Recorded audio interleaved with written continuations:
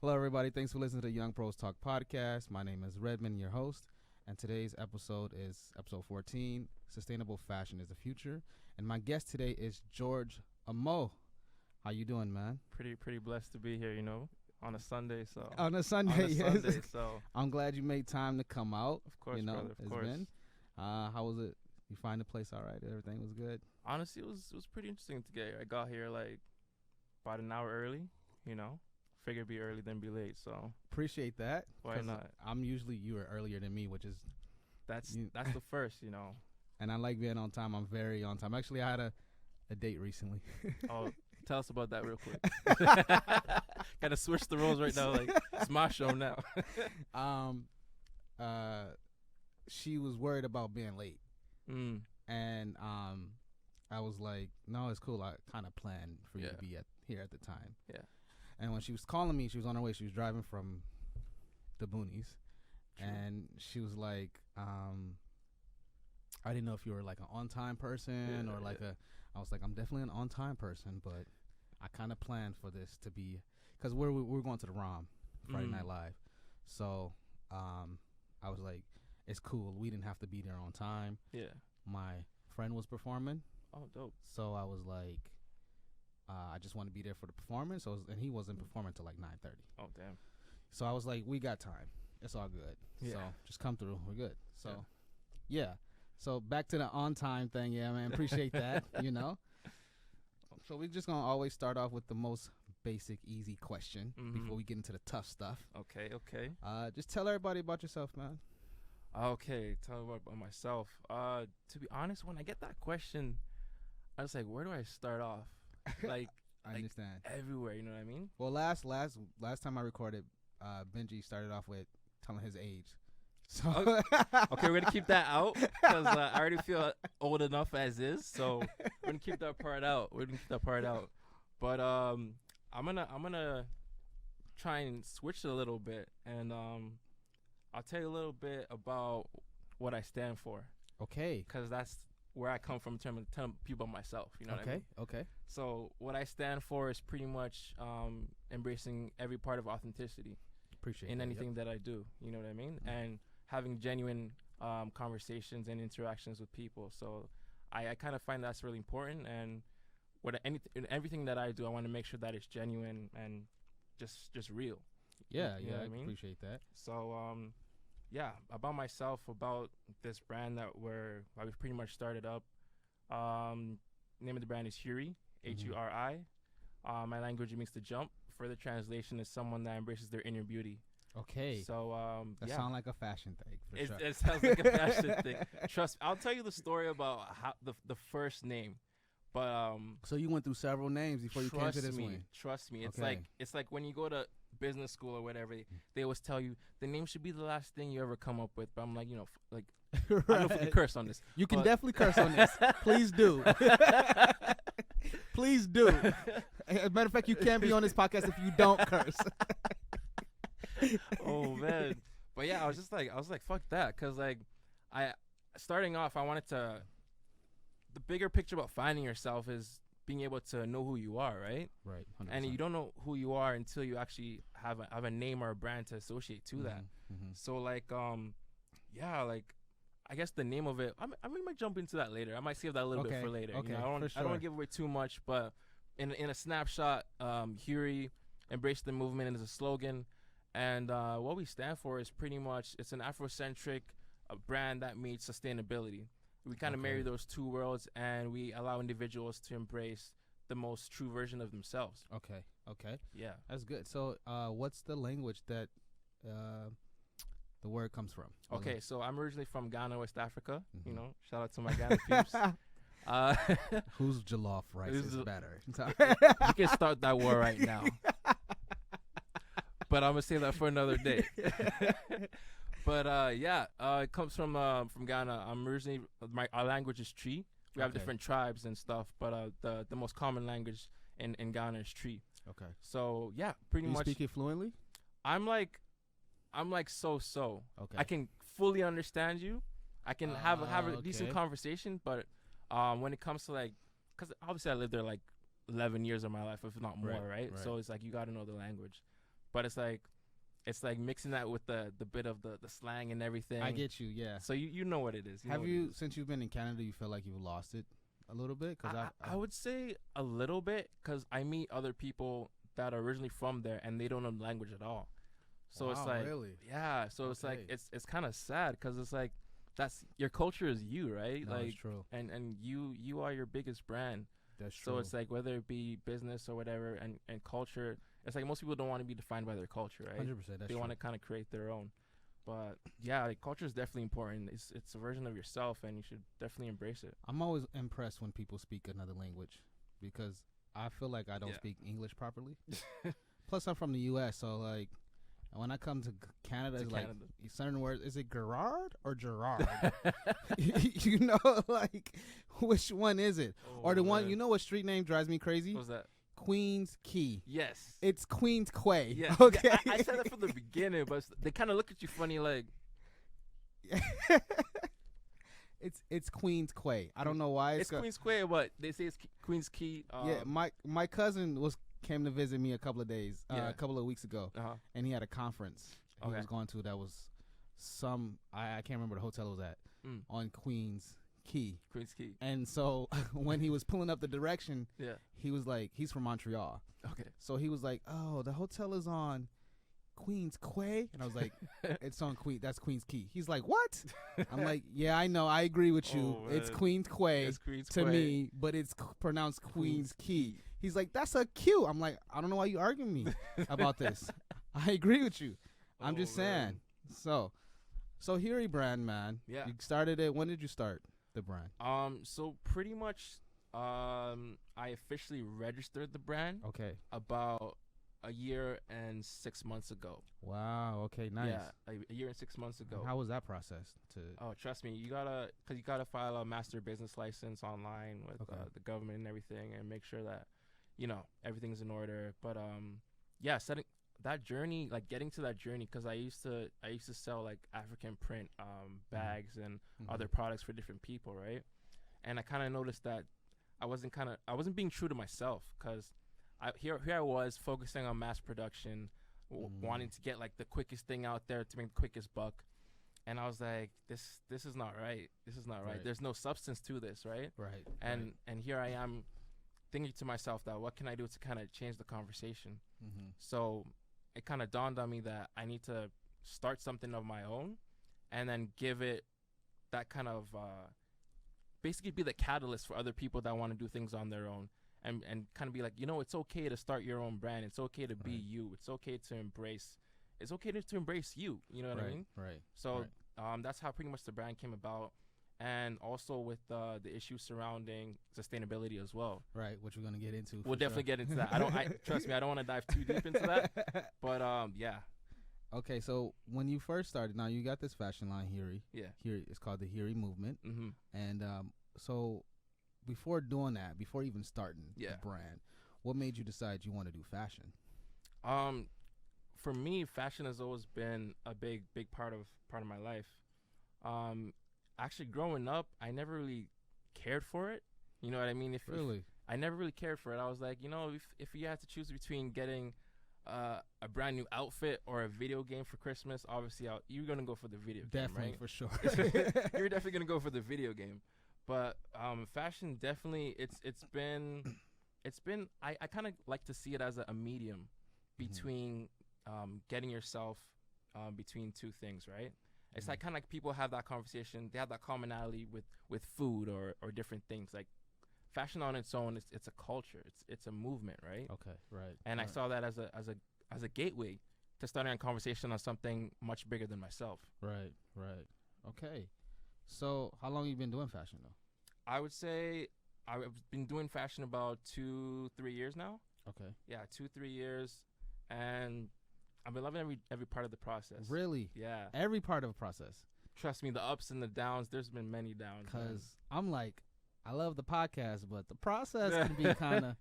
I'm like, do I want to go meet with this person this evening, or do I want to go home and get some pizza? You know? Right? You just want to order some pizza and chill. And he's like, damn, I gotta go do this. But they tell you if you love what you do, you never have to That's work a true. day in your life, right? That's true. So do you find, because this is what I'm finding with me doing the podcast, because my schedule in November is just busy. It's just meeting people. November is just that month. It's like meeting people, and I've been trying to book as many people as I can, because I know December, not seeing anybody. You're not seeing no one. Not seeing anyone. But what I'm finding with myself, with all these meetings or going to the events and all of these things, I'm not spending a lot of time at home.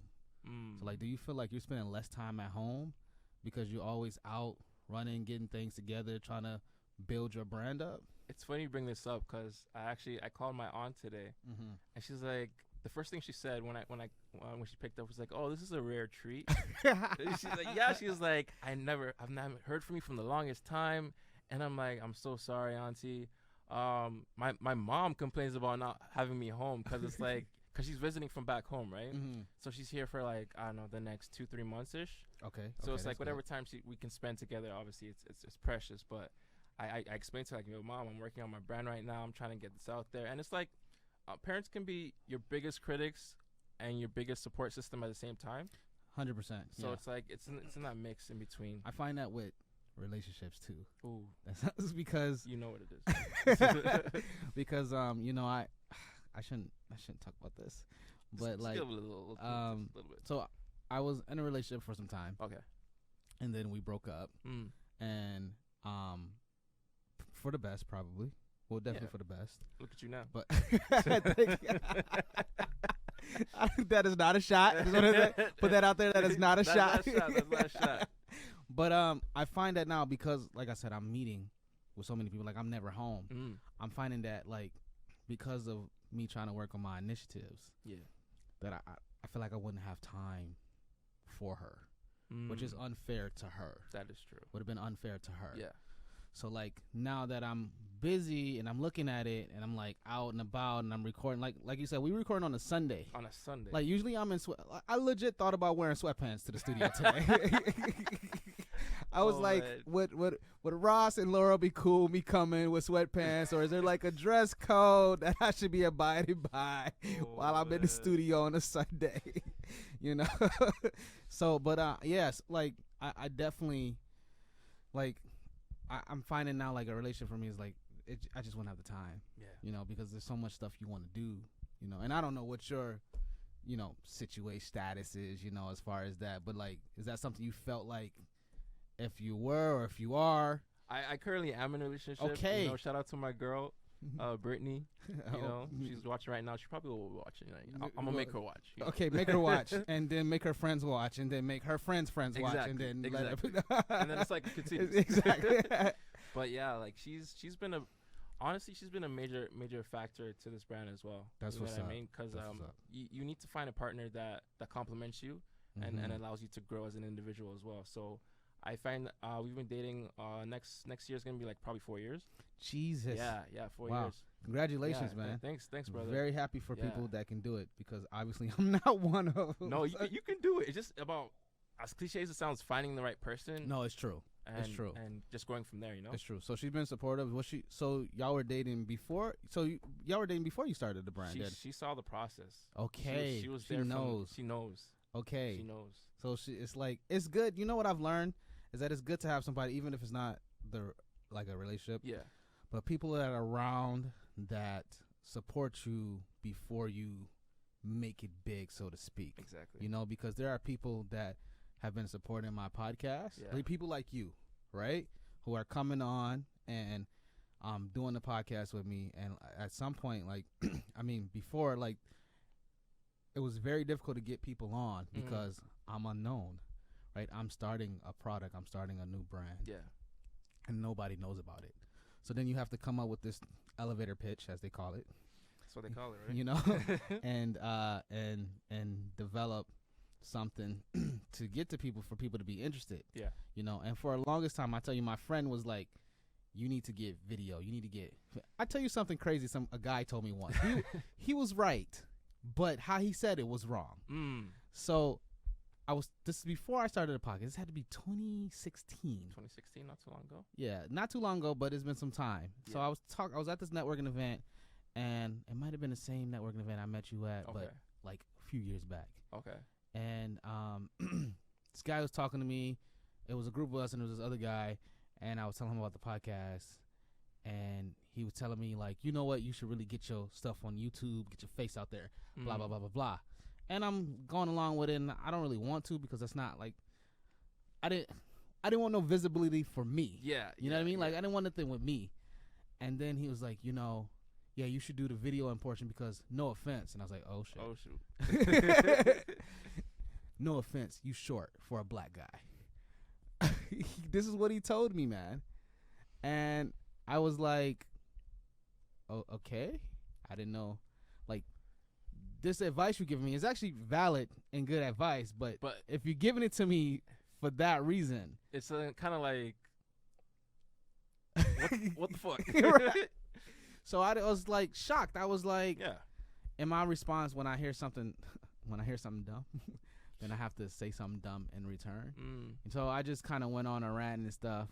So, you know, lost track of what I was saying, of what the point about that was. Yeah. But the whole thing is like finding people that will stick with you from the beginning. Exactly. You know, and so like, have you found those people outside of your girlfriend? Are there other people that are like, they've been there, they've seen the process, they helping you get to the next level? To be honest, it's just random people that I meet, because I find that my circle has always been really small, right? And I think for myself growing up, I never really had that many people around me. You know what I mean? But then it's because from a young age, and my mom would always tell me this, it's always good to have your circle small and enjoy your own company rather to have it large and to always feel alone. Okay, you know, that's like deep. That's something. Yeah, my mom is like on some next level spirituality, but yeah, like I always think about it, and I always find it with people, they try not to spend time with themselves, and that I feel like that's the most important thing you have to do. Yeah, is to spend time with yourself to understand how you are, and you know what I mean. Because if you don't know you and you don't love you, you can't love somebody else, right? Right. So you spend, I guess that's a good thing when you spend time with yourself. So like when you're coming up with ideas, like when something is fresh for you, like how do you what's your process my process behind it, usually I spend a lot of time with my family, so with my cousins. They've been supportive, like from the jump, right? They give ideas here and there, and I kind of run things by them. Okay. But in terms of coming with ideas and stuff, to be honest, I would say nature. Nature has always been my big inspiration, because without nature, fashion would not exist. It's very true. You know, it's very true. That's like the truest statement it could be made. It's honestly the realest shit. Nature can exist without fashion, but fashion can't exist without nature. So it's like we have to do our part to nurture our planet. You know what I mean? That's true. Not to get all eco-friendly on you, but because I will. Hey, go for it, man. Okay, we need sustainable future of fashion. Messed that up again, but it's all good. No, we have to, because honestly, for myself, like I said, my biggest inspiration comes from nature, right? And through the spirit of creative collaboration, right? You know what I mean? And by creative collaboration, what I mean is seeing what other people are doing, acknowledging them, and then finding ways to take what they're doing to a different level. Okay. You know what I mean? Yeah. So that's great. So with the with your fashion line, it focuses on eco-friendly, sustainable fashion. Yeah. So first, let's jump back. When were you introduced to like environmental sustainability, climate, like all those things that surround the environment? And then we could talk about how you bridge that with fashion. Okay. So pretty much bringing it back to how I was introduced to environmental sustainability. I went to Ryerson. Okay. I was there for about 4 to 5 years, and I kid you not, when I was graduating, I still didn't know what I wanted to do, right? And there was this one course that you could take. It was like different electives you could take, right? So I was like, you know what? Let me just take this class. This seems pretty interesting. Why not? So I go there the first day, and the person teaching it is Professor Rachel Dodds, an amazing professor. She's actually been a big part of my vision and drive behind sustainability. And she was the toughest when it came to that class. Like, she was like, that class was so damn hard. Like, bro, I can't even begin. So wait, what made you love it then? If it was so hard, You know, it's so funny because when you think about it, the easiest things in life, you don't appreciate them. okay, You don't that could be appreciate true. them. That's true. But the harder it is, the more memorable it is. And That's true. and the journey of getting through that hard moment will be with you forever. And be like, Yeah. yo, you remember that time we thought we never get to that instance, but we got through that's it? true. That's true. It makes you be like, yo, I can get through anything. But if it was Yeah. too easy, you'd be like, yeah, whatever. That's very true. You know what I mean? But yeah, basically getting to that class, learning about what's going on our planet, Mm-hmm. and understanding that, you know, we have a lot of stuff to do, Mm-hmm. especially as millennials, because we are the first generation to understand issues surrounding climate change, Right. and we're the last generation to do something about it. Right. You know, Right. so it's something we really have to think about and band together to understand what we have to do to move forward. Yeah. Yeah. So the class was hard. The class was hard. Like, I still like. But what was the thing that you took away? Outside of you gotta focus on environmental Yeah. sustainability. Yeah. What was something you really learned? That was like, oh shit, like this is something I want to utilize Yeah. and push forward through whatever I'm doing in my life. Basically, because with that class we would go on field trips and certain things, right? Mhm. And we would they'd basically teach us about what's going on in the industry in certain parts. And a major section of that class was going online to find videos that are addressing sustainability. Okay. So I find that part to be so key, because the more I went online to find videos, Mhm. the more I found myself seeing how messed up our planet really is. Yeah. You know what I Yeah. mean? And especially with fashion being the second largest polluter in the industry, Right. in the world. Right. You know what I mean? We're talking about $1 trillion business. Yeah. Yeah. You know what I mean? So with this business model, even not even bringing it to fashion, but in general, like, we need to understand that our planet by 2050, I think they said, there'll be more plastics in the ocean than and wildlife. Wow. That's crazy. That's crazy. That's crazy. If you know how much wildlife is in the ocean. Exactly. You know what I mean? Like, there's like, when I say so much, like, some of it hasn't even been identified yet, or classified, or charted yet. So that's crazy to think that, like, by 2050 there'll be more plastic in the ocean than there is life. Exactly. Exactly. So, but sorry, continue with the class and the Yeah, the videos. The class Sorry, was the hard videos. as shit. I still would take it again because, So wait, how'd you do? You don't have to give it. I barely passed, but learning lesson. Always go with your gut and understand that the journey is the most important, not the destination. The That's true. destination was below average, but but the journey of the destination made me appreciate that below average mark so much more. So, Hey, yo, at least listen. You're on the podcast now, Yeah. talking about the class. yeah, There are probably a lot of people that did below average trust me, man. that or had to take the class over, or didn't most make likely, it. most likely. I actually recommended the class to this one girl. I don't know how she did, but shout out to her if she got through it. We Hopefully have she to did. find out. You have to follow up with her. We and will. see. We will. The next time, if I get invited back on the show, Oh, definitely, man. definitely will. This we'll is bring that up. definitely you. Definitely are invited anytime, man. Just hit me up and be like, I want to talk about, because we talking about you, your brand, and fashion for sure. Exactly. But I definitely want to talk more about the environmental sustainability side. Yeah, there's so many components because to it. there's so many aspects of. Actually, I just donated to this company. Yeah. Called Project Sahai. I think I pronounced it right. I don't know if I Okay. did. 'Cause We'll go with that. if the executive director of that organization sees this, she'll be like, "Nah, he didn't do it right." But basically, it's a. So there's a model named Grace Mahari Okay. who I had the pleasure of meeting once, like a couple years back, Mm-hmm. and she has a nonprofit called Project Sahai Okay. that focus on clean or like solar energy in Africa, different parts of Africa. Oh wow. Yeah. So I donated. Yeah, I seen it. I can't. I'm just a little bit about my background. My day job works with Okay. environmental sustainability. That's how this all started. This People. That's how this all started. So like, and it's a big issue, man. Like that I'm learning more about that I didn't like. First of all, like it's one of those things that's like it's a people problem, right? It's a problem for everybody. It affects everybody, no matter your cultural background, no matter where you are geographically. Like it affects you, right?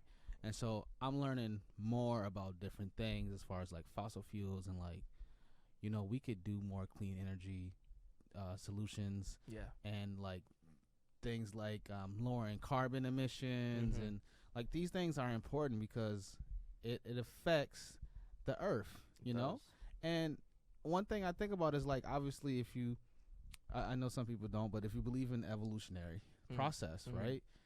It's definitely something that will affect the biology of people in the future, or 100%. not just people actually, but life in general. Our entire ecosystem. The entire ecosystem. You know, you got some summers are hotter, some winters are colder, or maybe they're warmer, and then there's more radiation coming through the atmosphere. Yeah. From the sun, which is not good. You know, because that stuff is deadly for us. Exactly, especially with like the UV rays. Right. We have different layers that protect us from that stuff, right? Right. And when those layers, right now, most of those layers are kind of penetrated through. Right. Because of all like the greenhouse gases and everything that's been bringing in the environment. And the more and more, because they tell you vitamin D is good for you, right? We get vitamin D from the sun. Right. But if most of the layers that are protecting us from the harsh rays of the sun are depleted, then what's happening to us in the long run? We're getting all these skin cancers. We're getting these certain things that are not meant to be there. And very soon, like the earth might be so uninhabitable for us to be on the surface. We may have to, that's what people are talking about, building cities underground or wanting to, start life on a different planet. Sustainable cities is another thing that is a focus, you know. So outside of the class, though, did you start to do your own research on, like, obviously the class motivated you to look more into... Yeah, the class was definitely a catalyst. It was a catalyst towards the bigger conversation. So what did you do more research outside of the class, like after the class? Oh, yeah. After the class had ended, I was like, yo, this is an issue I really have to take it upon myself to find out more about. So I was doing more research. I've actually enrolled in several sustainability courses online. Okay. I'm actually in one right now. So wait, you can do that? Like, is it like a college that does that, or is it like No, you can do it through a separate party. Okay. And they actually give you like this little certificate at the end of it saying you've completed this course, and it's so intensive, but at the same time it's rewarding because it's stretched out. There's different sections to it, and it's stretched out for 6 weeks. And it's like they make you like log in each week and then see what's going on. I'm actually on I think week 3 right now, but it explains so much more. And another thing that I'll mention is when it comes to sustainability, we tend to think more about the environment and just the environment itself when it comes to like getting better. But we need to understand that there's more components to that, and it's part of like 3 other sections, making 4 in total. So the first one being economic. Right? With the economic side, we have to understand that there's a whole different side to it. You know what I mean? Like companies right now, because of the whole fast fashion model, they're producing more.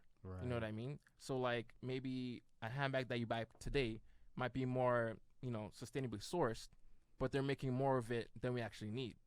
Right. You know what I mean? So companies and businesses, in their pursuit to be better in this consumerism society, that's what's causing our downfall, because we keep on asking for more, keep on wanting more. And then we bring it to the second aspect of it, which is the cultural element. And that part pretty much talks about the repair side of things. So it's like, when people, when they wear certain things, they necessarily wouldn't want to... I actually found this fun fact that the average outfit goes through about seven wears before it's thrown out. Really? Yeah, and most people would rather... I think it was a study done in some part of Europe. Most people would rather buy a new outfit than to wash their old clothes. Really? That's how crazy it is. But could that be dependent upon the quality of the clothing, or is this just in general? I think in general, the whole fast fashion model, it's surrounded by cheap quality. Right. You know what I mean? Yeah. And that's how they get their collections out there. Yeah. You know what I mean? So it's like if you're not buying quality stuff, you're more likely to keep buying more. And I'll even say for myself, Uh-huh. that's what I do. I'm not gonna say where I shop, but here's the thing: it's pretty inexpensive, and some of it is pretty nice. But a part of the issue I've found with this clothing, is that after a few washes, it's faded. It's faded. But I don't throw it out. Okay. Right? Like I'll wear it on around the house, or maybe like now it turns into like clean up clothes. Yeah. You know what I mean? Like t-shirts I tend to not throw out. Okay. And t-shirts are probably one of the things that wear the most. You know, like they wear out the most, fastest. Oh yeah. And I tend to I keep them though because like now I just have a big drawer of like old t-shirts that I like just wear when I'm lounging around the house. So it doesn't go to it goes to a good use. Yeah. You know. But basically, yes, I'm one of the culprits, unfortunately. And I don't want it because I like good quality. Yeah. Because I find that you pay a little bit more. Yeah. You pay a lot more, usually. You pay a lot more. You pay a lot more. But it definitely lasts much longer. You know, like I bought a in-between jacket coat. It's kind of like yours. Okay. Like I call it an in-between season coat. In-between season coat. Like it's like from summer to like fall to winter, and then like between winter and spring, like you need this coat. And I was looking all over for it, and I couldn't find exactly what the design I was looking for. Mm-hmm. And then I found it at one store, but it cost like $200. And I was eventually like I'm always hesitant. Yeah, because when you see the price, you're just like, exactly, is it worth it? Yeah. And then the quality was great, and I was like, this jacket is gonna last me probably 5. Better last you for that much. Yeah. So I see what you're saying is like I noticed that for myself. Yeah. You know, because I guess that goes back to the economy portion too, because like if you're making a particular income, then that's probably what you're going to do is buy the quick fashion. Yeah. You know, so like, is there ways to make quick fashion sustainable though?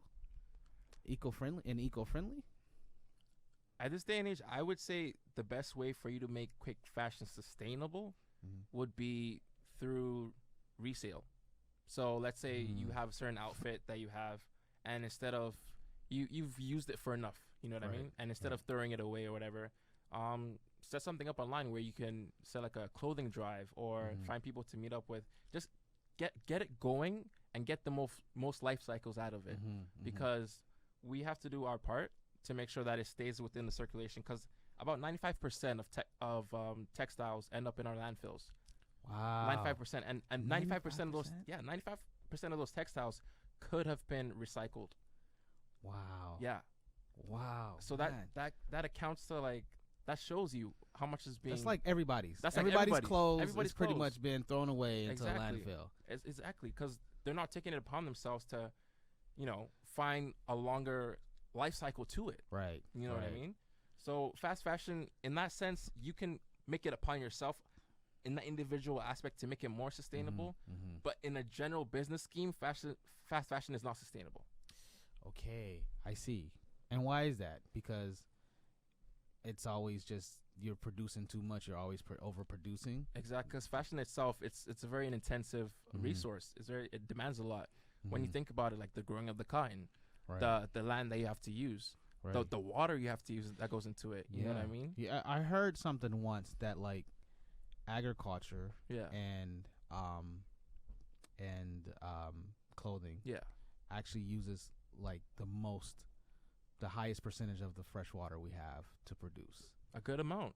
Which is crazy. It is. So with that, I guess you do need to use fresh water for like the growing of stuff, but like when you're doing production, do you need to use fresh water? Like, I don't know anything. This might sound like a dumb question. No, but like, it's not. Can you use salt water to create clothing, or would something in the minerals in the salt water just erode the clothing somehow? I haven't done enough research into that, I'll be honest with you. Okay, cool. But I feel like fresh water is basically the main source that is being used right now, right? But that could be another thing that we could look into, because there's so much of salt water. Right. So why are we not tapping into that? Because we could distill that and then use a certain amount of it, right? It's possible. Right. It's possible. So that's a conversation because right now. There is a process to remove salt water the salt from the water. The salt from water, because they do it now. That's how you get sea salt, right? Yeah. They extract the salt from the water somehow. So does that turn into like, is that still salt water? Like, I don't know. I'm not a water person, or like, you know, like I don't know a lot about like the behind the process of water and extracting, like what happens with that. Maybe I'll definitely look it up now. Let me write that down and look up. Yeah. But I don't know if that's a possibility, or if it's even something that's already been being used. You know what it is? It's definitely possible, but organizations are not going to do it. You know why? It costs money. Right. And if something costs money, it cuts into their bottom line. Right. And if we're not making that conversation known, because we have to take it upon ourselves to make them know that this is what we want. Right. Because, you know, our purchasing power is important, and these companies rely on us. So if we're not making that conversation a part of what we stand for, then they're pretty much going to go with their same business model. So it's definitely possible. We just have to make it apparent and make them want to decide that this is worth investing into. Right. So let's go back to you a little bit, man. We've been doing a lot of this environmental, which is great conversation, man. Exactly. And it's a conversation that needs to be had, and it's conversations that you don't usually hear people talking about. Yeah. Actually, there's a session, there's like an event. I don't know I can't remember if it's passed already or if it's still coming up.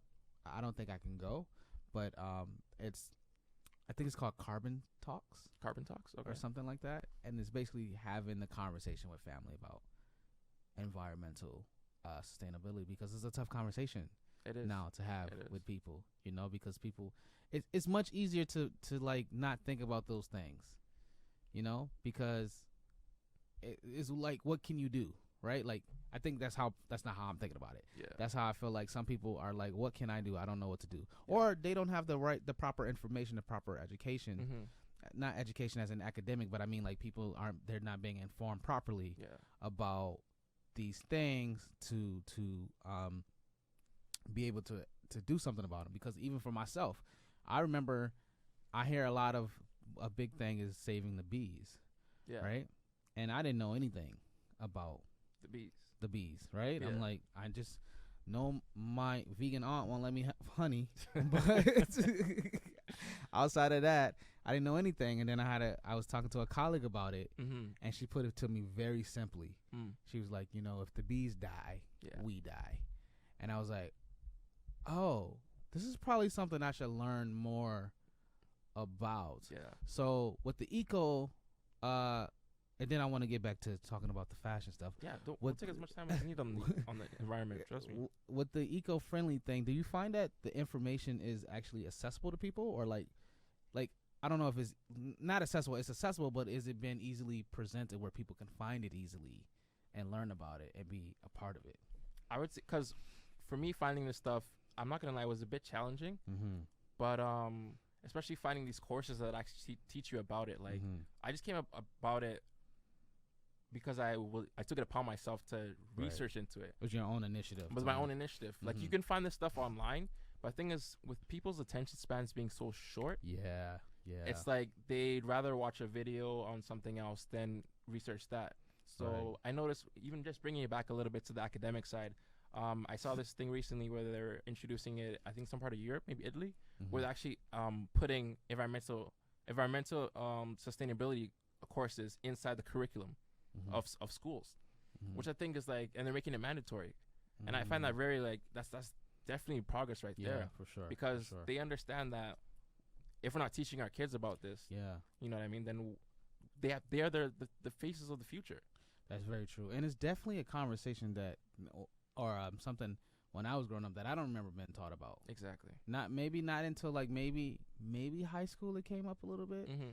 University, it definitely came up. Yeah. Because university, there are so many people that have so many movements, right? There's so many student movements, so you hear about stuff.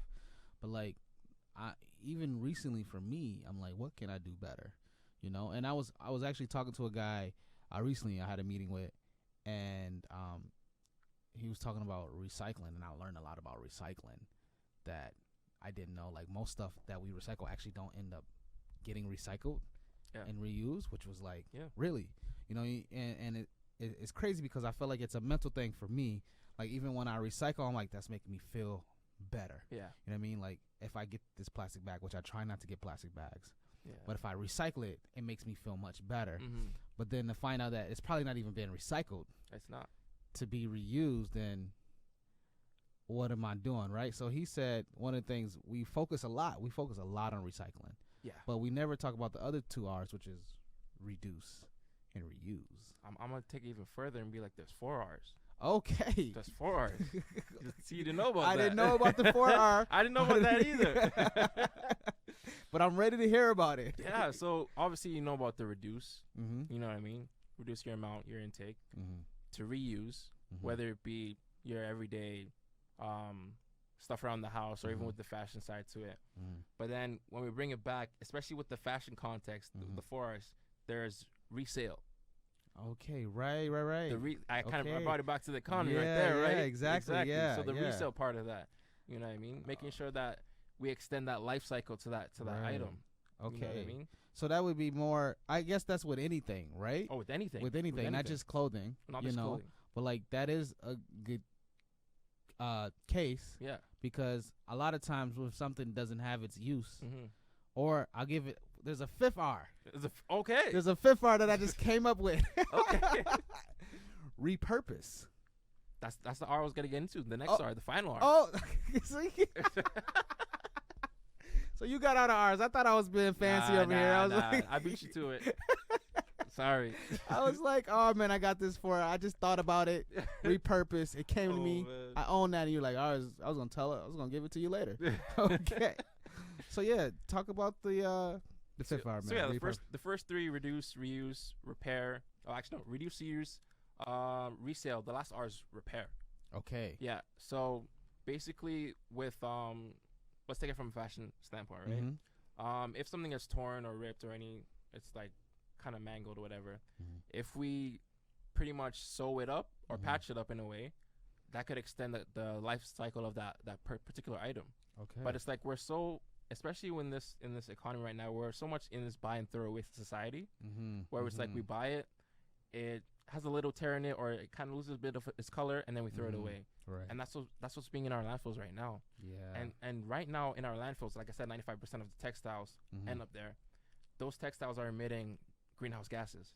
Wow. Yeah. Really. Yeah. Really. Because the production used in making those garments, the gases are being emitted from those garments itself, and that's what's going into our ozone layer. That's depleting the ozone layer, and that's what's making the whole thing about global warming. It's fastening it up. Right, You know what I mean? right. So it's like everything has a cause and effect. Wow. Everything has a cause and effect. Like you trust me, when I first learned like greenhouse gases come from these textiles, I was like, what? Yeah, I know, it's crazy. Wow. I know people are listening. Like, if you thought we were just gonna talk about fashion, You had nothing coming. you got nothing coming. This is not just Exactly. a fashion talk. Mm. This is an eco-friendly fashion talk. You already know. Okay, but they do. Don't they use I've seen something where they use trash. Yeah. To create, like gas, I think it is, or fossil fuels or something like that. I can't remember where I seen this, and I'll have to look it up, and then we'll connect again. But Yeah. there was something where they have like big, because there's always big acres of land. Yeah. They put trash in these areas, Mhm. and they cover it. Mm-hmm. And I'm giving like my interpretation, and it's probably not the accurate Yeah. explanation of it. Mm-hmm. And it produces gas, like methane gas, I think, and they use that for energy. Well, again, I'm not going to speak too much on that topic because I don't know too much about it. Okay, for sure. But I know from a major part, some parts of methane gas come from animals themselves. Right. That's why people are like, vegan, pro-vegan and everything, because these animals are emitting these gases, right? Mm-hmm. And that's also that's a part of the whole greenhouse gas emission crisis, right? But in terms of using those gases for energy, I think I saw a little blurb about using methane gas towards renewable energy. Right. I think I saw the article. I don't remember too much about it, but when we definitely reconnect next time, it's definitely worth looking into. But I know methane, compared to most greenhouse gases, methane is one of those things that we can definitely use in terms of getting renewable energy. Right. Because it's a natural gas. Yeah. Right. Like it's Yeah. something. Like I think I read something about the Earth was pretty much at one point methane gas or something, and then there's like a planet, not a planet, like a moon I think it's Titan, which I think is one of Jupiter's moons. That's all methane. It has the same makeup of Earth, like it's land mass and all of that. Yeah. But instead of water, everything is like methane. Like it's like methane rain, methane, however water is. But I'm gonna fact check too. Yeah. I don't know how we ended up on planets, but so let's talk about the fashion, man. So do you remember like doing your first design and my first design and how in getting it like not so we could talk about the very first design you ever made, and then we can talk about the very first one you actually got created, printed, and made, and you was holding it in your hand, you know. Okay, so the very first design like I made and I held in my hands, it was like the worst piece of shit ever. What made it bad, man? It was just like because the idea to make it was there, and then when I actually tried to do it, it was trash. Cause like, it was. The cloth was just uneven. The quality of the hat was just so bad. And I was just like, yo, can I really do this?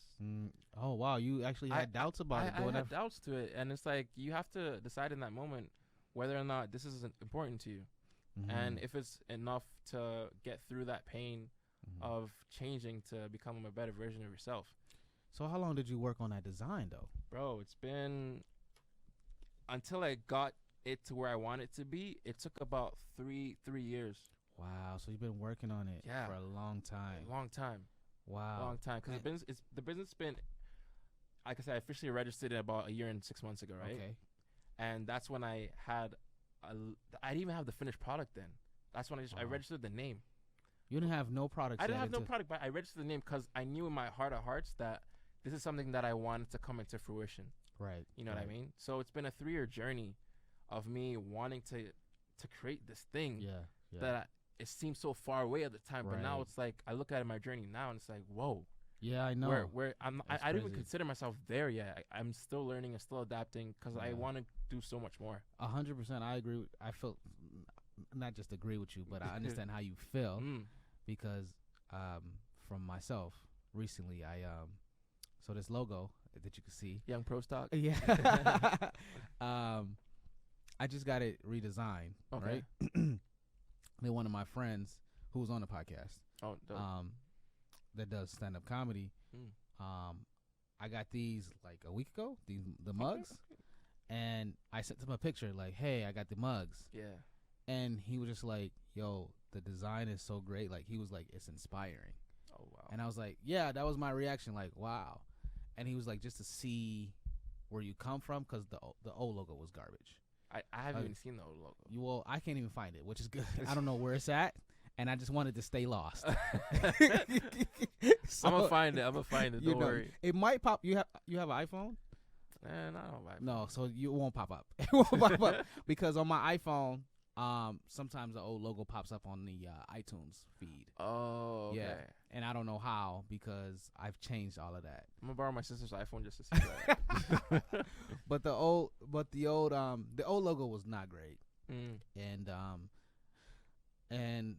my friend was basically like, it's inspiring to see how far you've come from when you first started it and you were doing this, the logo, and it wasn't really what I wanted, but I paid some money for it, and I was like, I guess I have to use it now. And mind you, I didn't have a lot of money to do it. Like I took a loan from my grandmother, of $500 to start doing everything. Okay. And I used that money to get a logo, to like get a website, all of that stuff. So I can understand how you feel with and getting to that journey, going through that journey, and now feeling like, has anybody said to you like, wow, I remember when you were trying to do it and now you're here, like it's inspiring. Like I said, I'll bring it back to like my girl obviously she has seen the progress. Right. But my cousins have seen it as well, because I remember one time one of my cousins when I first showed the first product, the entry-level product, which I'm wearing right now, I showed it to him, and he was like, you have to explain about the entry-level don't product. worry, I'm gonna get there. But I showed it to him, he was like, man, I don't know if this is it. He told me straight up, because like the thing I love about him, he's just so blunt. Yeah. And in that moment I was like, yo, I know my journey isn't done. My journey is just getting started. So, and I showed him the new one, and he looked at me and he's like, man, you come a long way, man. Like these, he just, when he first saw it, because he was one of the first people to see the new design, and he's like, he looked at me and he smiled and he's like, you come a long way, man. Wow. And that's his way of saying, yo, this is real. Yeah, and it feels good too to hear that, man. It does. It feels good because even I was like, I'm like, I could tell we like almost on the same wave right now because I'm like, man, it was feeling like the feeling I got when he told me that. Yeah, was you need to keep going. You got to keep going. Yeah. You getting somewhere. It's happening. It's not probably going at the pace you want it to go at, but it's definitely getting there. And so now, which I just want to bring up, I seen a video recently, so there's a video with the new hat, and you're advertising. It's an advertising video. Yeah. So I meant to put that in the outline, but I forgot. But I was like, good. You know what? I gotta ask him about that. So how long did it take you to do the video for that? I'll be honest with you. With that video, the original cast that I had for it, when the day came, they all bailed on me. Wow. They all bailed on me. And if you guys are watching this, screw you. the thoughts and opinions of a Young Pros Talk guest are not reflective of the podcast. But no, honestly, I retract my statement, and I'm gonna turn that into a thank you, because if it had not been for you canceling, I wouldn't have been able to find that group of people that I found and turn it into something so organic. With that video, shout out to my boy Juan. He did the production behind that, and he's a visionary, man. That guy is going places, and I'm just so glad to have met him and to know him, and he's an amazing guy. Amazing guy. So, but Juan was in charge of the videography for that, and I worked with another photographer on that as well, Enrique. We recently just met, but he's a dope guy as well. But for that video concept, it was like, because I like to have my shoots with scripts. Makes sense. What I mean? Yeah. Because I'm not a big fan of people that show up to shoots where it's just like they're modeling whatever they're modeling, and then it's like, it just seems pretentious bullshit to me. You know what I mean? I feel you. So it's like I want it to be different. I like to create a narrative behind what I do, because it's like it's so funny, because when you create a narrative behind anything you do, there's more retention in it. Because it's like when you tell someone a story, as opposed to if you tell them a fact, they're more likely to remember the story with the fact in it than just the fact on its own. That's very true. You know what I mean? That's very true. Because it gives it an entertainment value. Exactly. Yeah. So that's why I found narrative is a big part of our memory recognition system. And I was like, I have to make sure I take advantage of this. And I've always been a fan of storytelling. Right. So I wanted to be able to tell a story where this brand is not just a me brand or it's like a you brand. This is an us brand. Right. You know what I mean? And with that video that came out, it came out amazing, and it wasn't even the original script. No. That script was happens. Exactly. That script was made the day of. What's funny is to tell you a story about, and I'm laughing because Ross and Laura in the back, who are controlling the audio and everything, make sure everything sounds nice. The last time I told a story about this script I wrote called The Purse Skit. Right? And I had to do this. I had this script for like forever. Okay. Because I wrote it. Yeah. And I decided to do that for class for a project. And same thing, I had people bail on me. Not that I wouldn't say, I don't, like, it's partially my fault because I wasn't as prepared as I should have been. Okay. And even when we did the shoot, I wasn't prepared. But basically, because so the way I have it set up in the script, it's in different locations. It's in 4 different locations. Okay. One's in a grocery store. One's in a department, like a woman's clothing store. Okay. Another one is in like the car. Oh, okay. And then the other one is in a restaurant. Okay. But because of timing and can get locations, right? Yeah. So the restaurant is in my living room.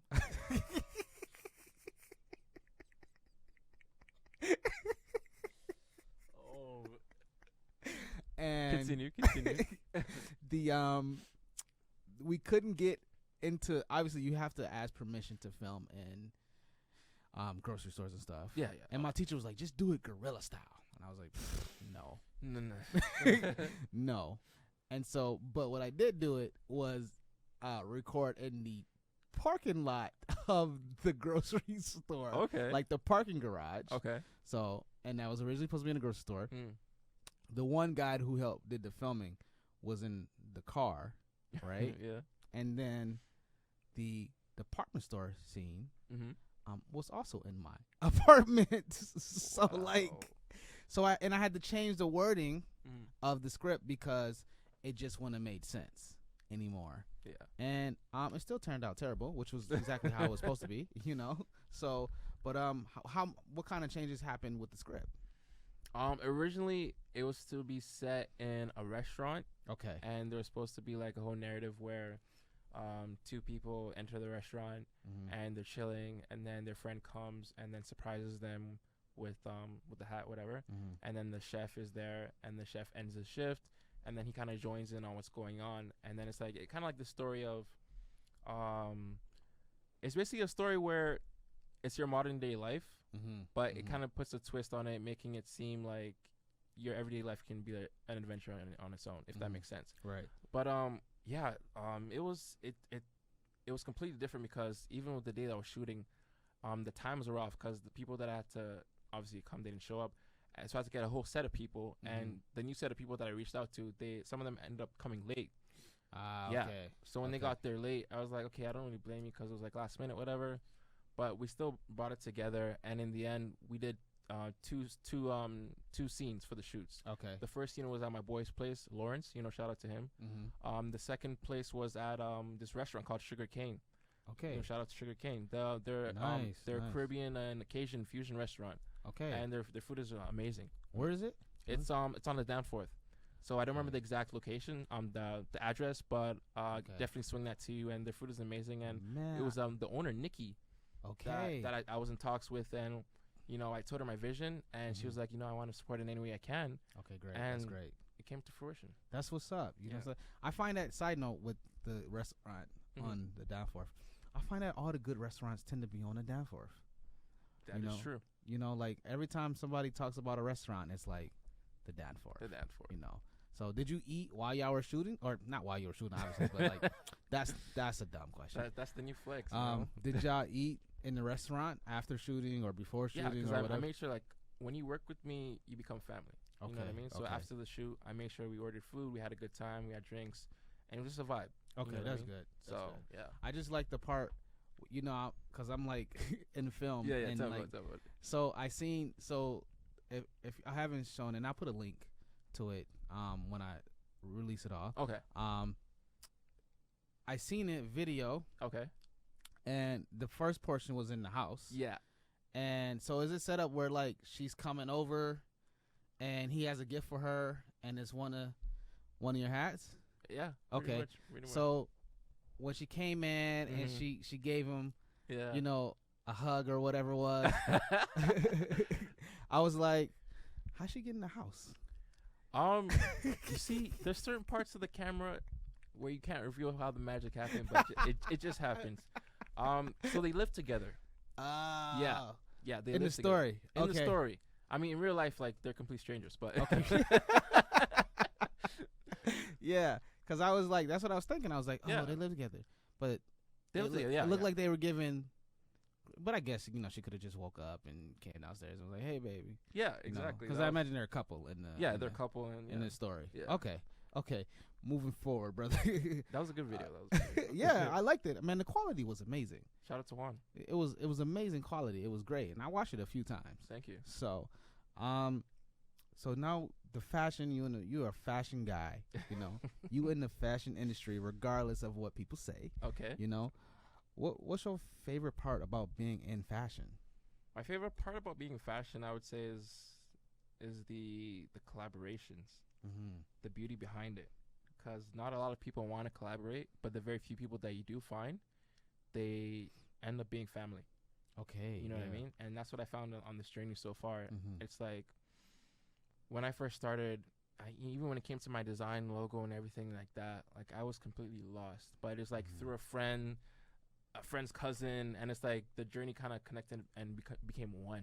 Okay. You know what I mean? And I would always go to these fashion events. Like even the one I met you at, it was like a fashion networking event. Yeah, it was supposed to be. Yeah. We won't get too much into that. But I tend to go to a lot of these events, and I think one of my recent ones was African Fashion Week.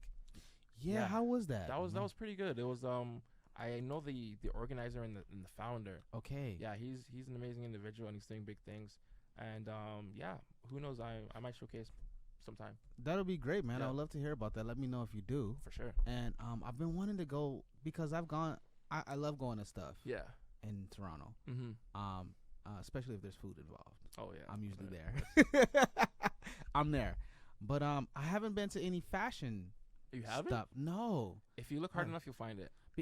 There was one thing I was supposed to go to, and what I find about Toronto, there's always a fashion stuff happening. Oh yeah.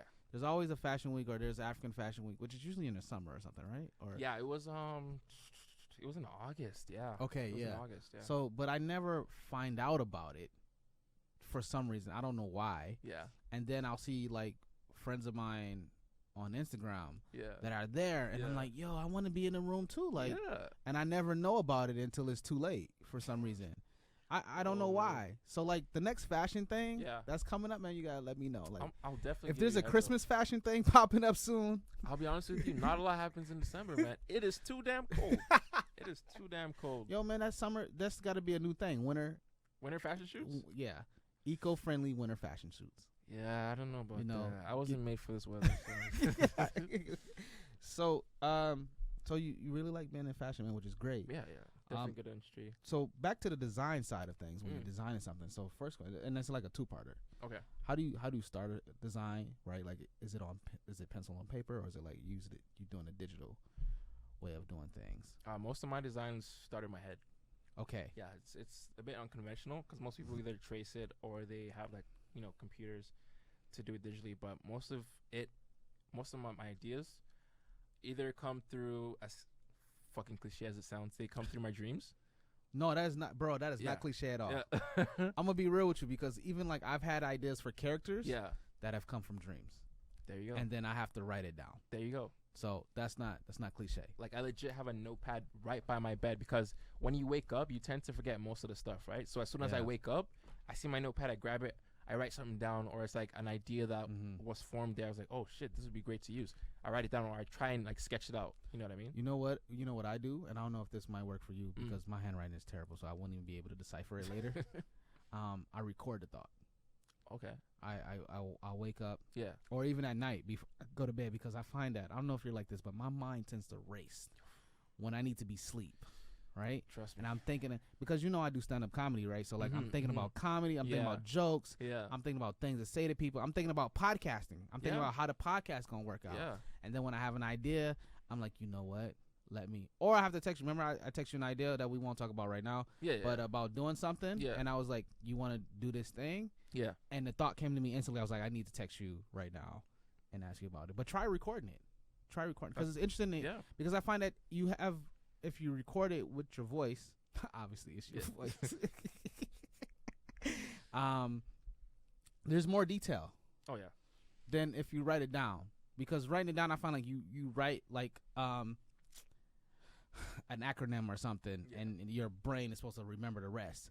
But like I find that when I record even jokes, I record them, and then I listen to them later, and I'm like, oh, I forgot I even said that.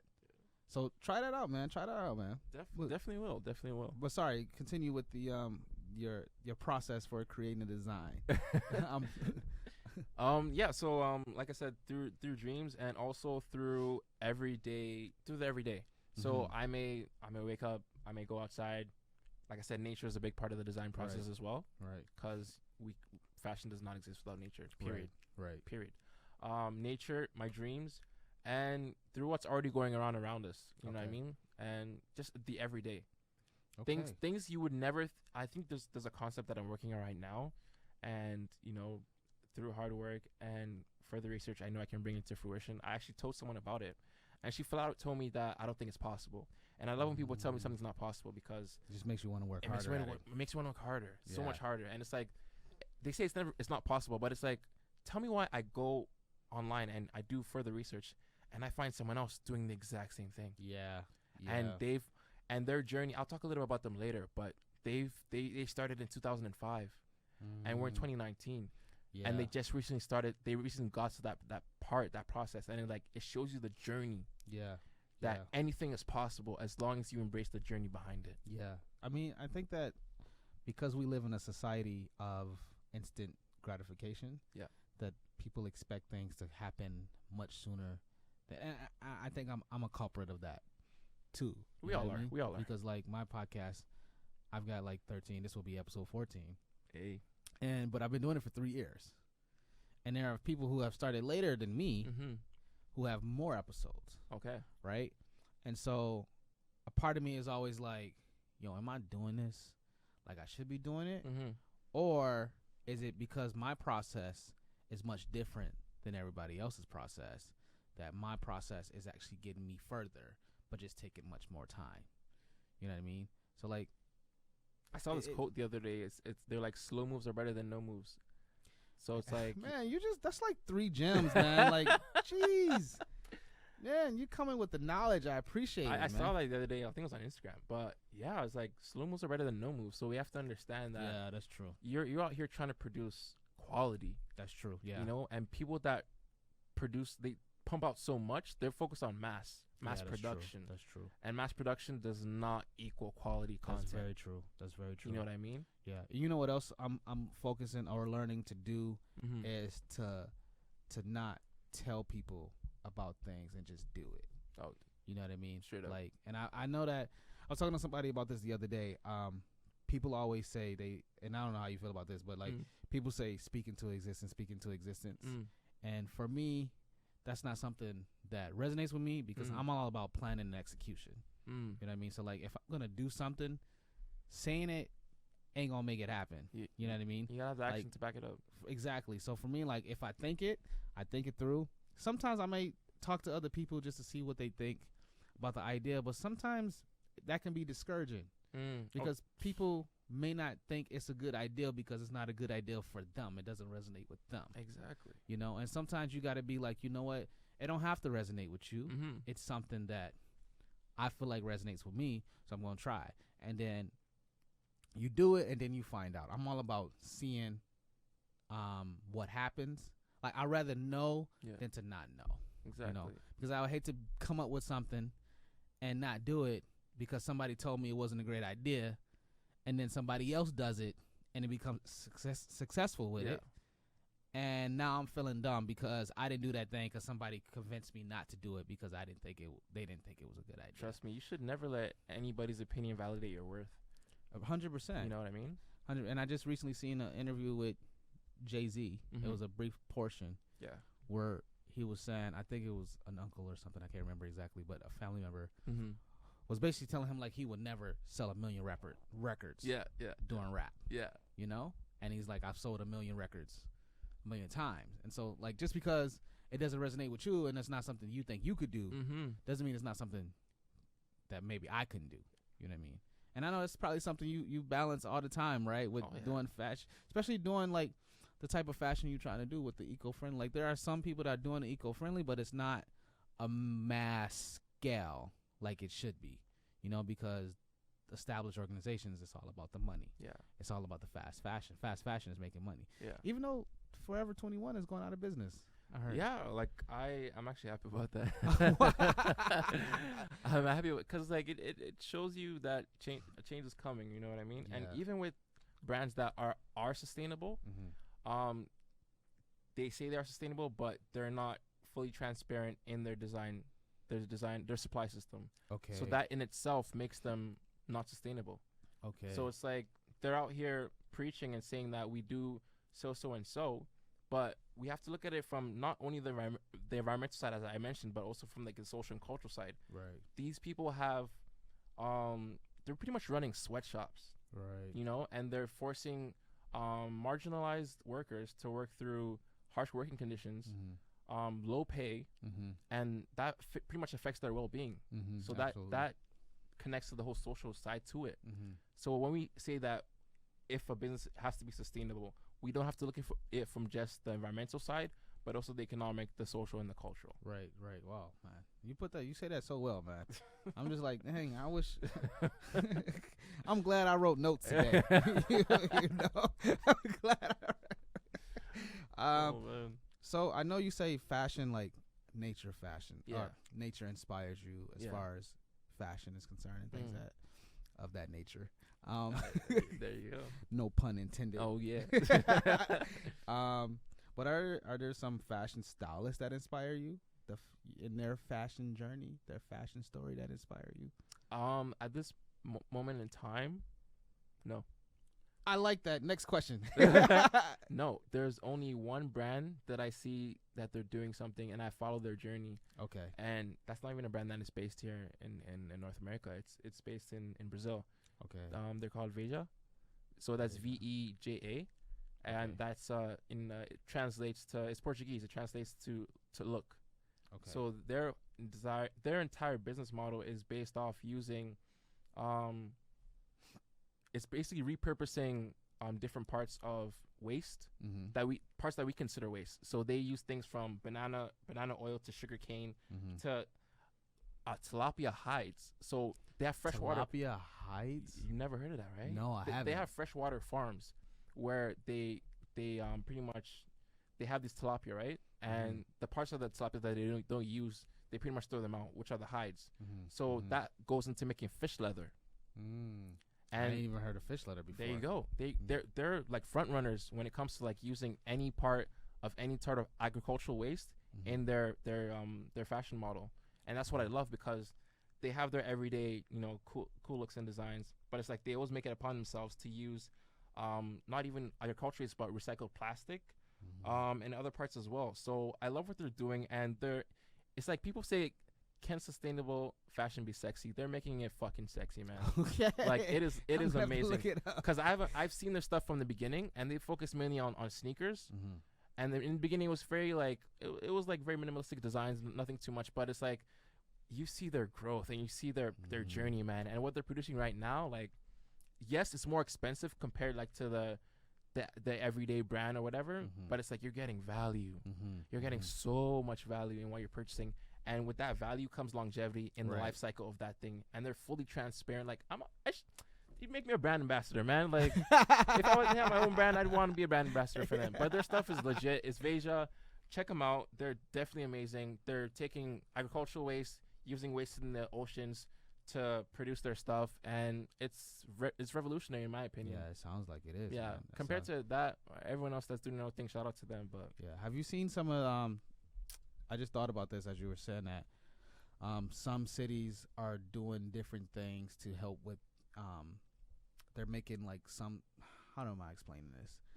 It's like eco-friendly. Like they're making it like they're making some of the parks very like green and like some of the highways very green and stuff like that. I seen it on Instagram. I can't remember exactly where it was. I want to say it was the Philippines. Okay. I can't remember. But when I find out, I'll send it to you. For sure. So I just got to ask you, we talked about it a little bit. I don't know if we went into great detail, but like define what fashion is to you. Fashion is to me, I would say fashion it's a cultural movement of collaboration and creativity. Yeah, okay. So it's more, because I have it written down here. It's more than just clothing and apparel to you. Oh, trust me. It's more than that. It's more than that. It's more than that. That's beautiful, man. It's more than that. So I think I already asked you, or we already talked about eco-friendly clothing being fashionable, as you talked about Veja, and the stuff is sexy. So that's a yes. That is definitely a yes. Like it's possible. It's more expensive, but you're getting value from it. 100%. And so back to the design in your process, right? When you finally do come to drafting or design to get it printed, how many drafts are we talking about? How many drafts of design do you do before you find one that you're like, you know what, this is the one, let's move forward with it? To be honest, so many. Even when I was making the new ones that I just made, I put everything in, the orders were set to be made, and I was like literally chilling on my bed, and I was like, wait, I gotta add this to it. So then I literally hit them up, I'm like, yo guys, we have to do this and this and that, and it was like, really, man? like we're already set to make this stuff. And it's like I don't focus on mass production. So I guess that's what makes my life so much easier, Mm-hmm. because most of these industries out here, they focus so much on the mass production of it, and pretty much mass production equates to fast fashion. And I'm like the opposite. I want to focus on the slow fashion. I want to focus on the one-on-one designs, and You're like the Rolls Royce of fashion. yeah, no, okay, I don't want to get that too exclusive, but like I like to focus on quality and detail, and Yeah. I like it to be like very, very like, I don't know how to even say it, but just I don't want to focus on mass production. I focus on very minimal, and I make this like order to sell. You know what I mean? Okay. You know what I mean? Yeah. So I know when we met up, Order, yeah. we talked about how every design tells a different story. Oh yeah. So when you decided to do that, right? Like Yeah. you every design, as you told me, you said every piece, it may look the same, but the pattern might be off, or Yeah. something might have been changed. Yeah. It might be subtle, Yeah. but it's not the same. Like, what made you decide that, that's something I wanted to incorporate with Okay. my fashion? So with the designs that I make right now, especially I use the kente cloth. Mm-hmm. So kente is like a cultural significance, especially in the Ghanaian community. It represents like culture and richness, and it's basically a material that they use mostly for like royalty, right? And nowadays people have access to it so much more, and it's made from silk. And pretty much when I have the material, because I have to kind of, like I said, I envision in my head, try and see if it matches, and then I bring it down. So with the one that I just made, the maroon, the name behind that. Did I see that one? Did you? Yeah, I showed it to Oh, you. yeah, I have it in the box right now. Oh, I'm gonna show you later on. Okay, for sure. But I just came up with the name for that, and I decided to go with the Fresh Prince Maroon. Okay. Yeah, I want to go with Fresh Prince Maroon because the story behind that. So it's funny, but not too funny. Means it's probably funny. But pretty much like when I started wearing it, people would tell me, "Oh my gosh, that reminds me of the Fresh Prince." That reminds me of the Fresh Prince. Okay. And I was just like, yo, this, because I wanted to pretty much, with that design in particular, I wanted to kind of marry two worlds of the cultural significance of the kente with that 90s retro fashion, to kind of marry into one. And when they were telling me, because like I said, I base my work a lot on collaborative effort. Right. You know what I mean? So it's like before I even decide on the name of something or design in the process, I make sure I get the input and feedback from all sorts of people, but in the end the decision is upon myself. You know what I mean? So when people were telling me this, it made me want to listen more and be like, yo, maybe I should start listening more and doing a bit more with that. So that was the Fresh Prince Maroon. So now with the navy blue, which is the other one, I could not come up with a name. So what I did was I named it the No Name Navy Blue. The No Name Navy Blue. And I kid you not, I was in the living room yesterday, and my mom was like, "What's the name of the navy blue?" And I told her, and she was like, "That's the stupidest thing I ever heard. That's the stupidest thing." And she went off on me. She was like, "You're so dumb for putting this. Like, you have a nice name like Fresh Prince Maroon, and you come up with No Name Navy Blue. Like, what the?" Like she went full ham on me. I love my mom. Shout out to my mom. Yo, that just means moms want the best stuff. Mom's like, you falling a little bit short with this name right now. But, honestly, like, if I'm gonna put something out there, and if people can help me come up with a name for it, I like the No Name Navy Blue because it just represents a journey of the fabric itself. Because I'm gonna tie it back. With the fabric itself. Once we cut it and design it, it's one cloth. So the maroon and the navy blue are two different cloths, right? Right. But when I'm designing the maroon, I make sure that I use one cloth, and I use every bit of that cloth. I don't waste any part of it, because most people, when they design their products, they want it to look very the same, very cookie cutter. Everything's the same. But for myself, I like to embrace that aspect of we are all individuals, and our journey it should be celebrated. 100%. So that's what I use with the cloth. When I cut it and I merge it onto the structure of the hat, you may find that with that piece, with another piece, that same part of the fabric will be situated in a different part. So it's like you are truly getting one of one designs. Right. And it's like, I don't think it's been done before, or even if it has been, that's amazing, because it really is reinforcing the brand value, the core values of the brand, and saying that I value individuality and the journey behind that, and my products speak to that. Yeah. Because there's a difference between a product and a commodity. 100%. You know what I like about that is it's like using fashion to show that everybody is unique. Yeah. And everybody's story is important. 100%. Regardless of what their story is. Oh yeah. you know. And I think that there's not a lot of fashion, if there is any, I don't know, that incorporates that within their brand. Yeah. You know what I mean? Because that's something that's important to you and the brand, to show that like everything is, it's not the same. And when we were talking, that really resonated with me, you know, because I was thinking about the podcast, right? Because I felt like, and there may be now, but I haven't done much research, but there's no podcast like mine. And that's not me being egotistical or anything either. You know, like there's nothing I haven't found that highlights professionals that don't necessarily work in the corporate world. There you go. You know, because, and everybody's important. Everybody is a professional regardless of what you do. You know, if you have worked at, I don't know, if you've made tables, all your life, I want to know about that. How do you get into that? Like, because I find I find as people, we underappreciate the things we utilize every day. That is true. You know, we don't think about anything outside of like, I'm and I could be wrong, you know. So if I'm wrong, people can disagree with me. But I find that when you sit in the chair, you don't think about who made the chair and the time it took to make the chair and how they came up with the design of the chair. And, you know what I mean? Like, something as simple as that. Yeah. So if there are any chair makers out there, hey, please, calling for you. I would like to talk to you, you know, because I want to know. But I think it's really dope what you're doing with the with your cloth. So right now, the fashion, is it just hats, or are you moving on to other things real shortly? So real soon, not shortly. Very soon. Funny enough, originally, I was looking into sneaker designs. I wanted it to start with sneakers. The vision wasn't even hats, but I didn't have the money for it. Especially wanting to do designs that incorporate sustainability into it. Yeah, it's much more expensive. Yeah. So I decided I needed a gateway to get my brand into the conversation. So how did hats become the thing? Like, what was the propeller into, like, you know what, I'm gonna start to do hats? I wanted to pretty much create like a sustainable Afrocentric athleisure wear. That was the conversation behind it.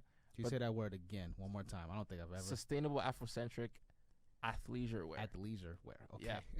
So that was the movement behind it, and I'll talk about my what I have planned for like the next couple of years to come. But it's not just, you know, the story behind apparel and just apparel alone. Like, I'm using this as a gateway to a bigger conversation. Right.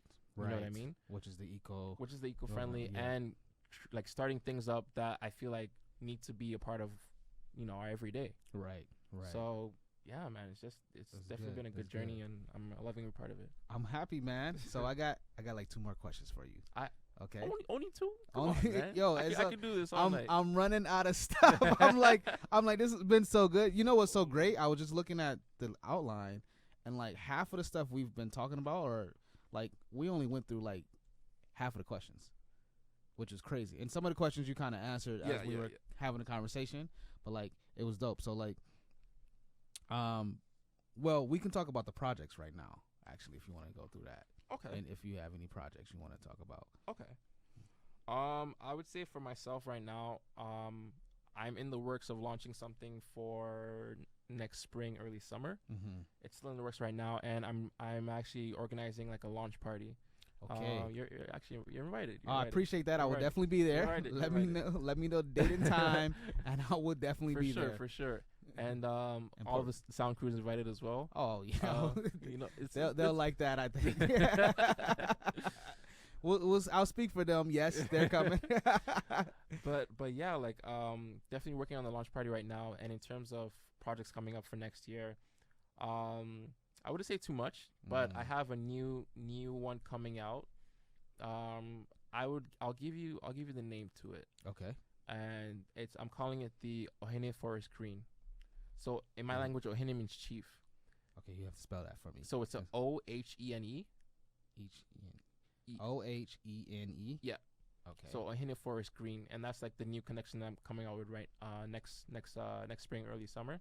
Okay. And I'm trying to incorporate something that has never been really done with what I'm doing. Okay, which is like everything, brother. Yeah, It's yeah, just pretty much. Like, fingers crossed. I'm trying to make some deals right now, and if all this goes through, I'll be able to produce something that has not been seen before. Okay. Yeah, That sounds good, man. yeah. Now, with your work though, because I think about this myself. As a matter of fact, when I start to edit this podcast, Yeah. I already know that I'm gonna be like, oh, why did you say that? Why did you could have asked this? Or you know what does happen actually is like I'll watch the podcast, Yeah. and then I'll hear something you said, Yeah. and then a question will come, and I'm like, I wish I would have asked that. That's why Then, you gotta invite me back on. Oh, for sure, man, for sure. So, but when you're doing your work, are you a harsh critic of your own work? And do you ever design something and it goes to print and it's done, and then you're like, you know what, I could have did that better? 100%. Even with this one I'm wearing right now, this is the entry level design. Mm-hmm. When I first made it, there was so much to it that I didn't like, but I settled, unfortunately. You feel like you said I settled, and for a short amount of time, when I was selling it, people were telling me, yeah, it's good, but then I knew in my heart of hearts that it wasn't. And especially, I remember when my girl came up to me, she was like, you know, I love you, but this design that you have right now, this ain't it. She's like, this is not it. At least and she was honest. yeah, you know? I'd rather you be cutthroat honest to me than be a yes person. Yeah. You know what I mean? Yeah. So she told me, and I was like, you know what? Like, you're right. This was never the intended design for it. Yeah. That's why I switched up. And So this is the one you're wearing right now. Yeah. The design is on the inside of the hat. Yeah. Inside of the lid. yeah, this is more the print is on the inside, on the under brim, Mm-hmm. and I use digital printing Okay. to make that instead. And on the top is like a faux suede. Okay. So I'll tell you the reasons why I changed it. Number one was I wanted to make it, because with this one right here, it encompasses cotton and wool, Okay. and it is heavy. This hat is heavy, and I wanted to make it much lighter. So what I did in the newer design was I got rid of the wool, because wool tends to be very heat inducive, and yeah, that's what I said. Wow. It's very heat inducive, so it's like it makes you hot. Mm-hmm. So you're just sweating the whole time. I mean, it holds the sweat, but at the same time, it's like you don't want to wear something on your head that adds additional weight to. Ah, you know what I right, mean? exactly. Okay. So okay. I got rid of the woolen panels. I mean, they looked good from the inside, but it's like I got rid of it to make it lighter. The second part was getting rid of the digital print and making it actually the cloth material, because you could see the richness in the cloth material compared to the digital print. And with the digital print, I found that there was inorganic dyes that went into the printing of that. So that goes against my whole sustainability. So it wasn't eco-friendly. It wasn't so you had to eco-friendly. find. Okay. So and then another thing was, oh man, I made a list of these things. But yeah, making it lighter, getting rid of that, staying true to the authenticity of the design through using the fabric itself, and yeah, like I just wasn't happy with this overall design, like, and I'm glad I don't do this anymore. So you definitely like the new design better than the old design. 1,000%. Yeah. And do you feel like there ever be a time where you'll have a new design that you like better than the one you have now, or is like this is the one? Like with the ones I'm doing right now? Yeah, yeah. Honestly, like I make each piece that I'm doing right now with love. With these ones, I felt like my timelines were so rushed, so I wanted to kind of put something out there to show face. Especially because like in the first part of my journey, I was fortunate enough to have been a part of a competition that I was accepted to showcase my brand. Okay. And they actually gave me funding to get started. Nice. Yeah. Nice. Yeah. And it was like, I think it was like they were taking applicants from all across Canada, and I placed within the top 10. That's what's up, man. So through that, I was able to get funding to start this journey. So, and I think one of the big factors behind that was Ryerson, because I was actually it was so funny because I was supposed to graduate that year, and one of the criteria behind applying for that position was you have to be a student. Whoa. So what I did was I took the extra year, not knowing whether or not I would be accepted, but I took it upon myself to take that extra year and be like, if I get accepted, this is great. If not, it's all part of the journey. So you stayed a student even though you were eligible to graduate. Yeah, you stayed another year just so because but it's pretty smart because it worked out for you, man. Trust me, man. I mean, even if it didn't, though, it would have still been an opportunity. Oh yeah, that would have been worthwhile. Oh yeah. Yeah. Oh yeah. And it was actually, I think it was my girl who found out about the program, and she encouraged me to apply for it. So if it wasn't for her, I'd probably not be in the position that I am right now. That's what's up. That's a lot of brownie points for her. Right? She's getting a lot of brownies. Oh yeah. So what I like about Ryerson, this was through Ryerson, This right? is the Ryerson So University.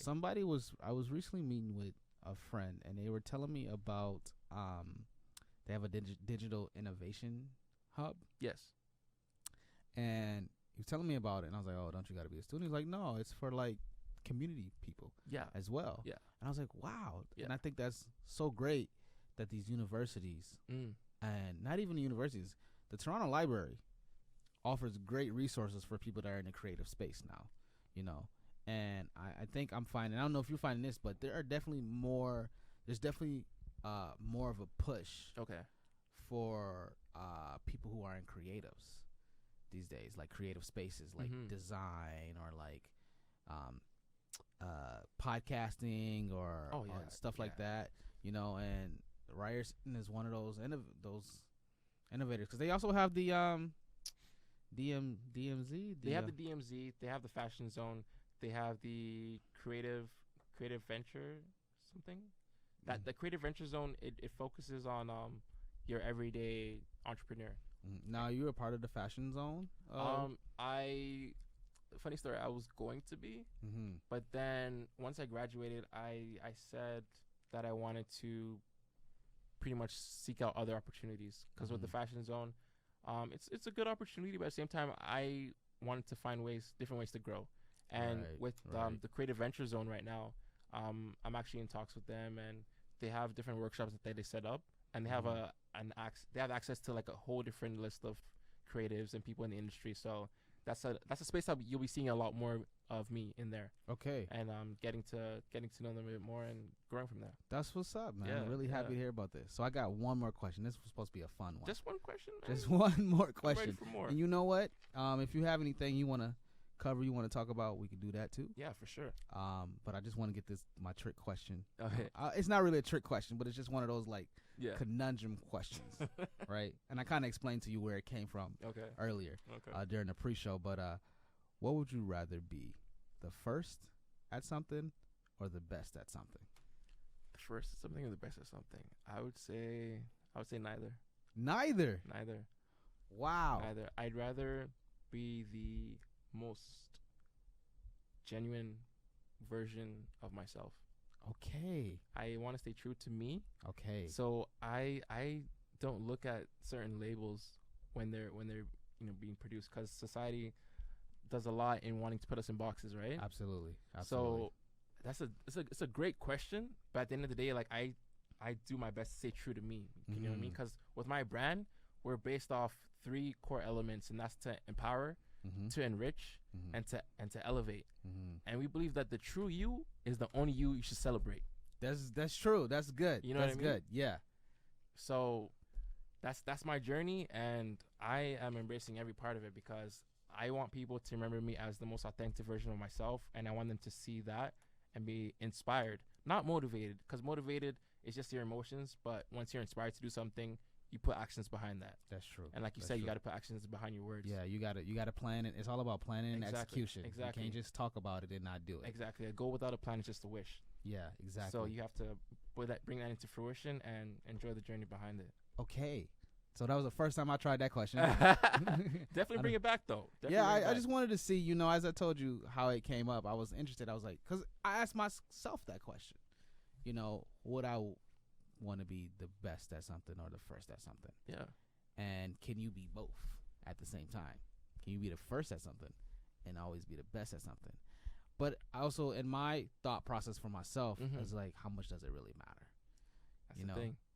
So like, it's a dilemma I've been going back and forth with myself. You know what I mean? Like, because you always want to be good. You always want to be really good. But you're right. You always want to be authentic and true to yourself. Yeah.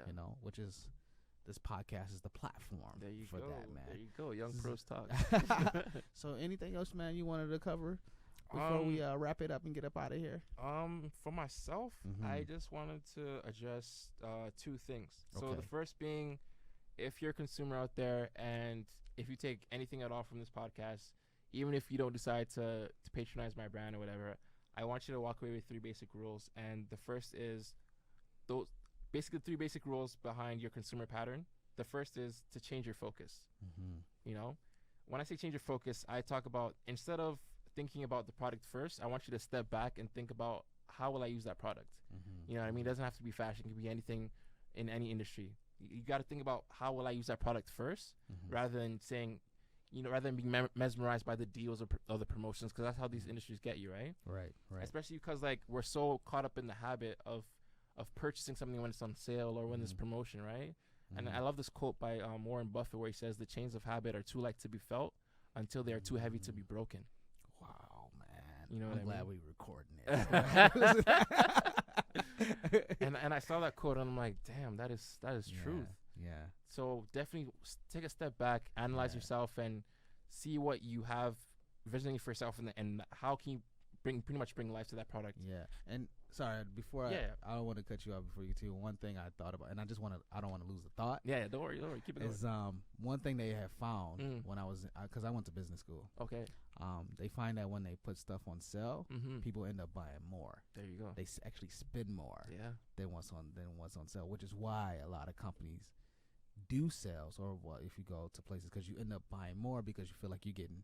There's a psychological thing that makes you feel as though you're getting more value for your dollar. Yeah. So since you're getting more value, you'll spend more dollars. Yeah. And so they that's end how up it making is. more money. And that's why mass consumerism it's an epidemic right now. Wow. It is an epidemic. Yeah.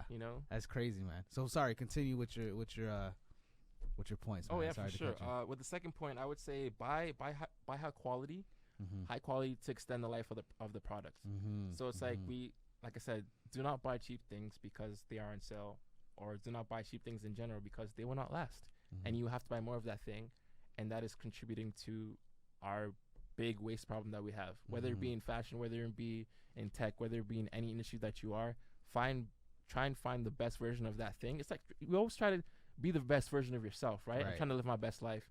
Would you want to be the cheapest and the shittiest quality of yourself? Because we only get one shot at life, right? It's true. So you want to be the best version of yourself and make sure everything around you encompasses that. Yes. You know what I mean? Absolutely. And with the third thing, I would say share whenever you can. So it brings it back to making our business models or anything a circular economy. You know what I mean? And through that, I mean through resale, through repurposing.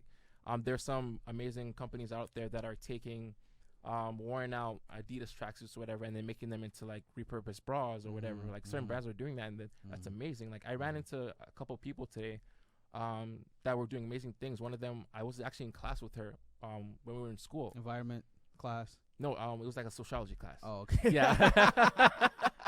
It's like a random class. But yeah, her name's Lex. She's doing like amazing things. She has her own line, Neon Apparel. I'll definitely be seeing more of her. There's actually a pop-up market coming up that we're all vendors at. I'll definitely go into that later on, but that's happening the 30th of this month. I'll talk about that later, but we're going to be vendors there, and I'm so excited because when I saw her, I'm like, I never forget a face. And I ran into her at the market today, and I'm like, I know you. She's like, yeah. I'm like, you were in my social class, Lex. And she's like, oh my gosh. And I was like, I never forget a face. So definitely seeing her. You know where the pop-up's gonna be? It's at 16:0. I think it's 16:05 or 16:03. I'm pretty sure it's 16:05. Okay. Queen Street West. Okay. On November 30th, it's from 5 p.m. to midnight. So definitely come out, support. There's gonna be games. There's gonna be food. There's gonna be prizes. There's so much to be done. And even if you don't come to support me, there's a bunch of local Toronto artists that are gonna be there. Okay. So we want to keep our artistry local. We want to keep supporting local creatives. You know what I mean? Okay, for sure. Yeah. So definitely invite people out. I hope to see you there. Yeah, man, I'm definitely gonna be there. Right. The 30th is a Sunday. It's a Saturday. It's a Saturday. It's a Saturday. Okay. Only reason I know is because I just booked another session, recording session on the 28th. Okay, so you have no excuse not to come. Yeah, exactly. So I got no plans on the 30th right now, but I'm gonna put this in there. Maybe I bring a date. I don't know. You never know. Young Pro Talks finds love. That could be a new segment right there. On next week's episode. Okay. Okay, man. Well, and the last thing I'll say is I talked about share whenever you can. I talked about that, right? Reselling with purpose. I'll throw in a bonus to the 3 rules. ask for better solutions, because we as consumers have so much power in our hands that we don't realize it. Right. And these industries are producing what they're producing because we give them gateway to do what they're doing. Yeah. And until we make the conversation evident to them that we want change, they won't do what we need them to do. Okay. Yeah. I feel like this is. I did skip a question. It seems like. Oh, but bring you it back. You kind of answered it right now, which was what can people do to find more eco-friendly clothing options? Oh yeah. There's like I said, my friend is doing amazing things. I actually downloaded an app, and that app gives you a list of different eco-friendly brands. There's not a lot of Toronto brands on there, unfortunately. So fingers crossed. Hopefully, I'll be one of the first ones on there. But the name of the app is You will be, brother. You will be. Oh yes. I feel it. And the name of the app is Good on You. So basically, good and then you. So it gives you a list of different sustainable initiatives happening across the world and different brands that are doing amazing things. Okay. And that's the first part in having that conversation. That's There's definitely resources out there. If people want to hit me up, even not just to patronize my brand, but just to talk about sustainability in general, feel free to reach me. I'll be giving my information later on. Yeah, you'll be giving it like right now, actually. Right. Yeah, man. So appreciate you coming through. Yeah, for sure. So how can people get in touch with you to reach out to you to talk about sustainability? Okay. Get them fly hats. Before I give my information, I want to kind of leave it off with this phrase that I saw the other day. And I'm gonna read it because I didn't memorize it for being. Oh, I was gonna say, man, you remember all these phrases? No, man, I'm not that smart. But it talks about, because I talk about like people not we tend to fear what we don't understand. 100%. Especially when it comes to any creative or anything that's going on this planet. Until it is done, we see it's impossible, right? Right. And I'm gonna read this right now. And it says, the world divides us into camps based on what we're most afraid of. And all too often, we join in, ignoring or villainizing the voice that challenge our preferred vision of reality. Wow. And I'm like speechless right now, man. No, for real. Like, that's like, wow. Yeah. And I just want you to like let that simmer, let that sit. Can you just say it one more time? I'm gonna say it one more time. I'm gonna bring it back one more time. And it basically says, the world divides us into camps based on what we're most afraid of. And all too often, we join in, ignoring or villainizing the voices that challenge our preferred vision of reality. Wow. That's like so reflective of society, of how we treat people or think about people based on where they are geographically, about their social status, about their income levels. 100%. Like, it's all of that encompassed. All of it in one statement, one phrase. There you go. Wow, man, that was powerful. Appreciate you. I felt that. You felt that. I was like, I don't know what to say. Because I'm like, I want to say something, but I don't know what it is. I don't have it. Yeah. But yeah, man, really appreciate it. That was great, man. I really enjoyed you coming through. Really happy we found the time to do this, because we were worried that we weren't going to be able to do it. I know. But it was a quick one, but I'm really happy that you came through. Learned a lot, man. I hope the people learned a lot. Oh yeah. So so people can get in touch with you. How can they find out? How can people get in touch with you? Basically, if you go to the Instagram, so that's Huri_movement, so HURI_movement. That's the Instagram handle. And if the website, it should be up by the end of this month. I'm pushing on that right now, which will be hurimovement.com. And if you want to, look for the events. You know what I mean? Like, I try to be online as much as possible, but I try to do most of my transactions in person because I love building that relationship. 100%. So definitely hit me up. I would put my phone number, but at the same time, it's like, that's a bit dangerous. It's definitely dangerous, man. So if you look up the brand, you will find me. They can slide in the DM. That is much safer. My girlfriend might kill me, so no. So definitely, I embrace every part. Like I said, I'm a big fan of collaboration. If people want to reach out to me to be a part of an Afrocentric, sustainable movement that embraces the best parts of you, we can definitely create something beautiful, and not only to fashion, but beyond that as well. Because I like to consider myself a futurist. You know what I mean? I don't want to get too Kanye on you right now, but But I embrace every part of this journey, and this That's journey great. of self-discovery is amazing because every day is a different chapter, That's and your that's story is beautiful. yours to tell, right? Yes, that's beautiful, man. It Mm. really is. Really appreciate you coming out, man. It was a great time. If you guys would like to get in touch with us, you can go to our website, youngprostalk.com. Mm-hmm. Like us on Facebook, Young Pros Talk, and also follow us on Instagram and Twitter, Young Pros Talk. Y'all can hit us up in the DM too, and There you go. There you you know, go. talk if you Get 'cause- your merch. Get your merch, guys. I appreciate the Get your the merch. advertising. Really, all right. Appreciate you listening to the podcast. Y'all have a great one.